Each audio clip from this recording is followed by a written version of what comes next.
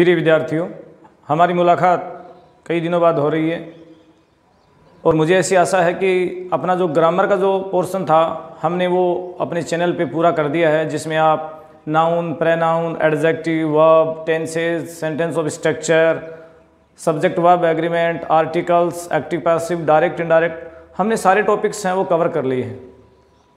लगभग 60 के आसपास वीडियो हैं वो हमारे चैनल पे आपको मिलेंगे जब आप अपने चैनल पे जाएंगे और सर्च करेंगे तो आज हम अपने जो राजस्थान बोर्ड की कक्षा 12th जो 12वीं है उसका जो इंग्लिश है उसकी एक पोइम हम आपके सामने लेकर हाजिर हैं। और आप जानते हैं कि स्कूलें लग नहीं पा रही हैं और बच्चों की लगातार ये डिमांड आ रही थी कि सर जो कक्षा 12 का क्योंकि बोर्ड है और समय आगे कम बचेगा तो कुछ पोर्शन हम पहले ही कर लें स्कूलें लगने से पहले, तो ये हमारे लिए आगे सहूलियत रहेगी और हम अच्छे से उसे कवर कर पाएंगे। तो आज हम Rajasthan board class 12th subject English और उसकी हमने पोइम ली है द नोबल नेचर। हमने उसकी पोइम ली है द नोबल नेचर। तो इस वीडियो में हम क्या करेंगे, इस पोइम को पूरी पोइम को अच्छे से पढ़ेंगे। इसके पोइट कौन है, पोइम में क्या संदेश देने का प्रयास किया है और कैसे कैसे क्वेश्चंस इस पोइम में हमारे आ सकते हैं, तो सारा हम इसमें अध्ययन करने वाले हैं। हम अपनी जो पोइम है उसकी एक्सप्लेनेशन करते हैं, उसको अच्छे से समझते हैं, उसका हिंदी अर्थ और उसमें क्या मैसेज देने का प्रयास किया गया है। तो देखिए हमारी पोइम है the Nobel nature. The Nobel nature, इसके दो अर्थ हैं। नोबल का अर्थ होता है आदर्श, नोबल मीन आदर्श, और एक नेचर का अर्थ होता है प्रकृति। जो हम पेड़ पौधे फूल फल देखते हैं ये सारी नेचर होती है। एक नेचर का अर्थ होता है मानव का स्वभाव। तो इस पोइम का हिंदी अर्थ क्या हुआ, एक आदर्श स्वभाव, एक इंसान का आदर्श स्वभाव। द नोबल नेचर हमारी पोइम का नाम है। उसके बाद में देखिए हमारे पोइट हैं बेन जॉनसन। बेन जॉनसन एक इंग्लिश के महान प्लेराइट, पोइट, ड्रामाटिस्ट रहे हैं। इंग्लैंड के बहुत ही महान व्यक्ति ये रहे हैं 17वीं सेंचुरी में, बेन जॉनसन। तो देखिए द नोबल नेचर जो हमारी पोइम है, the Nobel nature is a short lyric. Short यानी एक छोटी सी, आप देखते हैं केवल इसमें 2 स्टेंजा दिए हुए हैं, स्मॉल छोटी सी। लिरिक का अर्थ होता है कोई ऐसी काव्य रचना जिसे गाया जा सके, कोई ऐसी काव्य रचना जो गाया जा सके। आप देखते हैं कि इसमें एक राइम स्कीम भी है, एक तुकबंदी भी है जिसकी हम चर्चा बाद में करेंगे। द पोइम गिव्स, ये जो पोइम है वो गिव देती है द मैसेज, ये संदेश देती है that we live in deeds not in years. We यानी हम लिव एंड जीते हैं, इन डीड्स यानी कार्य, हमारे जो जीवन के जो कार्य होते हैं उन्हीं पर हमारा जीवन निर्भर होता है। नॉट इन ईयर्स, वर्षों में नहीं। चाहे हम कितने ही साल जी लें, चाहे हमारी उम्र 100 साल हो जाए, लेकिन अगर हमने जीवन में कोई अच्छा काम नहीं किया है तो हमारा जीवन व्यर्थ है। तो एक अच्छे जीवन के लिए, एक अर्थपूर्ण जीवन के लिए हमें जीवन में अच्छे काम करने बहुत जरूरी हैं। ही कौन, Ben Jonson, takes 2 symbols from the nature. तो ये दर्शाने के लिए, ये दिखाने के लिए कि किस प्रकार से हमारा जीवन अच्छे कामों पर निर्भर करता है और अच्छे कामों से हमारे जीवन का निर्माण होता है, उसके लिए बेन जॉनसन प्रकृति से 2 उदाहरण लेते हैं, 2 सिंबल्स लेते हैं। और पहला एक उदाहरण लिया उन्होंने एन ओक। एक ओक का पेड़ होता है कि, और आप ओक के पेड़ की जो फोटो है वो साइड में देख पा रहे हैं कि ओक का पेड़ कैसा होता है। तो ओक का पेड़ एक बड़ा पेड़ होता है, खूब बड़ी मात्रा में ये बढ़ता है और 300 सालों तक ये जीता है, लेकिन इस पर कोई फल नहीं आते, कोई फूल नहीं आते और अंत में इसका कोई उपयोग नहीं है। ये सूख जाता है, शेयर हो जाता है और एक लट्ठे के रूप में पड़ा रहता है। तो देखिए ओक के पेड़ की विशेषताएं, ग्रो इन बल्क में बड़ी मात्रा में, in large quantity, grow in bulk large quantity में। स्टैंडिंग लॉन्ग, लंबा खड़ा रहता है, एक लंबा पेड़ होता है, स्टैंडिंग लॉन्ग फॉर 300 ईयर्स, 300 सालों तक ये जीता है। लोग, अंत में ये क्या हो जाता है, एक लठ के रूप में काम आता है, कोई इसका यूज नहीं है। ड्राई, सूख जाता है। बाल्ड, जब इसके पत्ते झड़ जाते हैं तो एक गंजे की तरह ही हो जाता है, शियर, और बिल्कुल सूख कर चीर जाता है।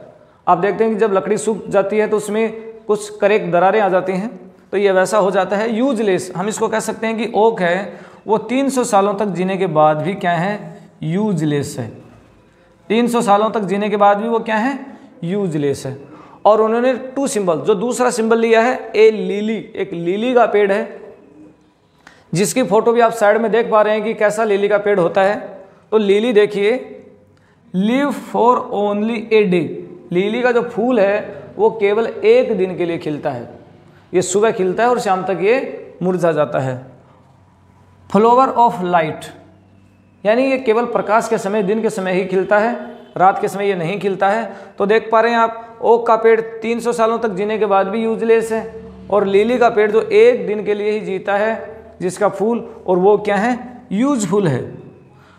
तो कवि ने ये संदेश देने का, ये मैसेज देने का इस पोइम में ट्राई किया है कि हमें भी अपने जीवन को लंबा नहीं हो, सद्गुणी हो, अच्छा जीवन हो, हमारे जीवन के कार्य हैं वो नोबल हों, हमारे जीवन के कार्य कैसे हों, नोबल हों। देखिए आगे बेन जॉनसन क्या कहते हैं, the worth of human life, मानव जीवन का मोल, worth of human life is measured, measured यानी उसकी माप होता है, उसको देखा जाता है, नोट इन ईयर्स, वर्षों में नहीं, कि इंसान कितना लंबा जीवन जीता है इसका कोई महत्व नहीं है, बट लेकिन on the basis of achievements, achievement यानी उपलब्धियां, इंसान अपने जीवन में क्या उपलब्धियां हासिल करता है उसी के आधार पर उसके जीवन की तुलना होती है कि इसका जीवन अच्छा था। कुछ लोगों के बारे में हम ये कहते हैं कि उनका जीवन बहुत ही अच्छा था, कुछ लोगों के बारे में कहते हैं उन्होंने तो कुछ किया ही नहीं। तो ऐसा ही यहाँ पर बेन जॉनसन ये मैसेज देने का प्रयास कर रहे हैं कि जीवन चाहे छोटा हो लेकिन अच्छे कार्य वाला होना चाहिए, एंड नोबल एक्ट्स, हमारे जीवन में हमारे कार्य कैसे होने चाहिए, नोबल एक्ट्स होने चाहिए।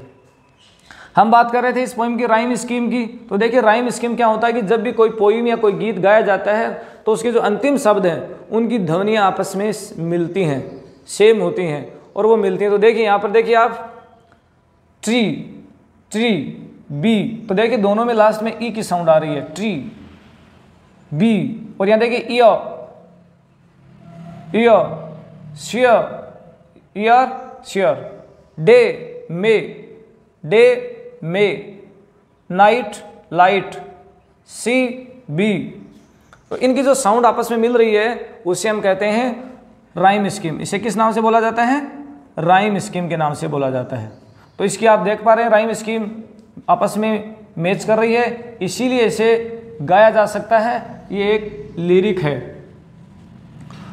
तो पोइट के बारे में जानने के बाद, पोइम के बारे में जानने के बाद अब हम इसका पूरा एक विश्लेषण करते हैं और इसकी व्याख्या करते हैं। देखिए इट, यहाँ इट आया है ओक के पेड़ के लिए, इट किसके लिए आया है, ओक के पेड़ के लिए। It is not growing like a tree, तो जो ओक का पेड़ है वो एक पेड़ की तरह नहीं बढ़ता है। अब ये कैसे हुआ कि ओक का पेड़ होते हुए भी वो पेड़ की तरह क्यों नहीं बढ़ता है, वो कैसे बढ़ता है, इन बल्क, वो बड़ी मात्रा में बढ़ता है, बहुत तेजी से बढ़ता है, काफी ऊंचाई पर चला जाता है। डॉथ, डॉथ पुराने ज़माने की इंग्लिश है और जिसे आजकल हम डज बोलते हैं। तो डज और डॉथ सेम वर्ड है। मेक मैन बेटर भी, और ऐसे ही इंसान भी अपने जीवन को मैन बेटर बना सकता है। और standing a long, standing long an oak, oak का पेड़ है वो लंबे समय तक, लॉन्ग यानी लंबे समय तक स्टैंड एंड खड़ा रहता है, 300 ईयर्स, 300 वर्षों तक। जो ओक का पेड़ है वो 300 वर्षों तक खड़ा रहता है। टू फॉल, और अंत में वो गिर जाता है, फॉल यानी गिरना। ए लॉग, लॉन्ग यानी लंबा, लॉग यानी लट्ठा, ऐसी लकड़ी जो कोई काम में नहीं आती है, केवल जलाने के काम में आ सकती है, उसके अलावा उस लकड़ी का कोई सदुपयोग नहीं है, तो एक लट्ठे के रूप में गिर जाती है। एट लास्ट, अंत में ड्राई, सूख जाता है। बाल्ड, जिसकी पत्तियां झड़ जाती हैं, हरे भरे से वो बिल्कुल नगा हो जाता है, जैसे बाल्ड का शाब्दिक अर्थ होता है गंजा। एंड शियर, शियर का मतलब होता है जब लकड़ी सूख जाती है और उसमें दरारें पड़ जाती हैं, तो ये जो पेड़ होता है वो लास्ट में सूख कर गिर जाता है और उसके बाद ये शियर यानी इसमें दरारें पड़ जाती हैं। तो इस पहले स्टेंजा में हमें ओक के पेड़ का वर्णन मिलता है कि ओक का पेड़ कैसा होता है और उसकी क्या क्या विशेषताएं होती हैं। उसके बाद देखिए ए लिली ऑफ ए डे, जबकि जो लिली का जो पेड़ है वो केवल एक दिन का पेड़ होता है और उसका जीवन बहुत ही छोटा सा होता है। इज फेयर, ये देखिए ये कंपेरेटिव डिग्री है फेयर की, फेयर यानी सुंदर और फेयरर कंपेरेटिव डिग्री और ज़्यादा सुंदर। फार इन मई, आप जानते हैं कि इंग्लैंड में मई के महीने में बसंत ऋतु के फूल खिलते हैं, तो वहाँ पे बसंत ऋतु जो आती है मई के महीने में जो आती है वो बहुत ही सुंदर होती है। तो मई के महीने में ये लिली का पेड़ है वो बहुत ही सुंदर लगता है। अल्दो यद्यपि इट कौन, लिली ट्री, लिली का प्लांट, फॉल एंड डाई, ये गिर जाता है एंड मर जाता है दैट नाइट, क्योंकि जो लिली का जो पेड़ होता है वो एक ही दिन का होता है, सुबह ये ब्लूजम करता है और शाम को ये ड्राई हो जाता है।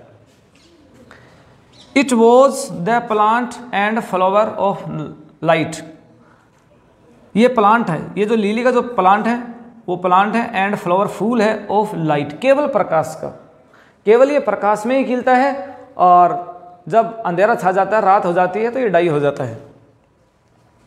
अब देखिए यहाँ जो दूसरा स्टेंजा इसमें लिली का वर्णन किया गया है, इसमें किसका वर्णन किया गया है, लिली का जो प्लांट है उसका वर्णन किया गया है। पहले स्टेंजे में ओक का जो ट्री है उसका वर्णन किया गया है और अंतिम जो दो लाइनें हैं ये इस पोइम की सबसे महत्वपूर्ण लाइनें हैं जहाँ पर हमें संदेश देने का प्रयास किया गया है। इन यानी अंदर, स्मॉल यानी छोटे से कार्यकाल में, स्मॉल यानी छोटा, प्रपोर्शन, प्रपोर्शन मीन कार्यकाल, छोटे कार्यकाल में भी, वी यानी हम कौन, मानव प्राणी, हम कौन है यहाँ पे, वी कौन है, मानव प्राणी। जस्ट ब्यूटीज सी यानी देखना, और यहाँ पर हम अपने जीवन को सुंदर बना सकते हैं। हम भी, मानव प्राणी भी छोटे से कार्यकाल में अपने जीवन को सुंदर बना सकते हैं और we can make our life beautiful by good works, अच्छे कामों से हम अपने जीवन को सफल बना सकते हैं, नोबल एक्शंस हम कर सकते हैं, नोबल अचीवमेंट हम कर सकते हैं। आप देखते हैं कि कुछ लोग 100 साल तक जीते हैं, उसके बाद भी उन्हें कोई याद नहीं करता है, लेकिन आप देखते हैं कि भगत सिंह जो कि 21 ईयर्स 21 साल की उम्र के आसपास उन्हें फांसी दे दी गई और लोग उन्हें बड़े सम्मान के साथ याद करते हैं क्योंकि उन्होंने अपना जीवन है वो देश के लिए बलिदान कर दिया है। तो in small proportions we just beauties see, हम भी सुंदरता देख सकते हैं। एंड इन शॉर्ट, वही छोटा, स्मॉल एंड छोटा, शॉर्ट एंड छोटा, मेजर्स यानी कार्यकाल, लाइफ यानी जीवन में परफेक्ट बी, और छोटे से कार्यकाल में भी हमारा जीवन है वो बिल्कुल परफेक्ट हो सकता है और जीवन एक अच्छा जीवन हमारा हो सकता है। तो इस पोइम में जो हमारे जो पोइट हैं बेन जॉनसन, उन्होंने ये मैसेज देने का प्रयास किया है कि चाहे हमारा जीवन लंबा ना हो, जीवन छोटा हो, और हम छोटे जीवन में भी अच्छे कार्य करके, नोबल एक्शंस करके, गुड अचीवमेंट्स करके हम अपने जीवन को सफल बना सकते हैं। तो हमारा जीवन ओक के पेड़ की तरह नहीं हो, हमारा जीवन एक लिली के पेड़ की तरह हो जहाँ पर हमारे जीवन में सुंदरता हो, खूबसूरती हो और हम अपने जीवन को अर्थपूर्ण बनाएं। तो अभी पोइट और पोइम को देखने के बाद हम इस पोइम के जो क्वेश्चंस दिए गए हैं उनको हम थोड़ा स्टडी कर लेते हैं। तो हमारी जो पोइम है द नोबल नेचर, उसके जो क्वेश्चंस हैं वो हमको देख लेते हैं थोड़ा। What symbols does Ben Jonson draw from nature. Ben Jonson इस पोइम का मैसेज देने के लिए हमें प्रकृति से कौन से 2 सिंबल्स लेता है।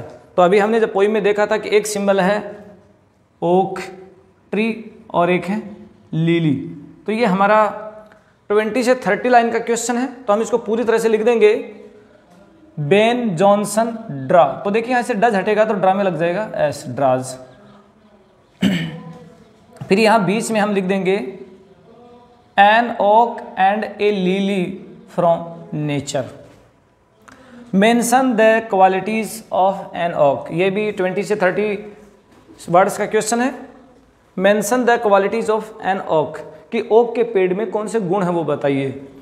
तो ये पेड़ों से भी ज़्यादा मात्रा में बढ़ता है, 300 ईयर्स तक ये जिंदा रहता है, लास्ट में सूख जाता है, फ्रूटलेस, फ्लावरलेस, यूजलेस ट्री होता है। How does a lily of a day, एक दिन का लिली इम्प्रेशन प्रभावित करता है, असन हमें। हमें लिली कैसे प्रभावित करता है, यानी लिली में ऐसे कौन से गुण हैं जो हमें प्रभावित करता है। तो आप देखते हैं कि lily is a plant of a day and light, ये लाइट का ही है, और it is very beautiful in May month, मई के महीने में बहुत सुंदर लगता है। It lives for short life, ये छोटे जीवन में जीता है।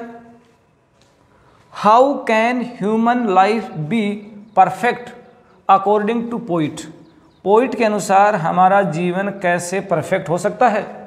तो हमारा जीवन नोबल एक्शंस, अच्छे कार्य हम करें, नोबल एक्शंस से हो सकता है।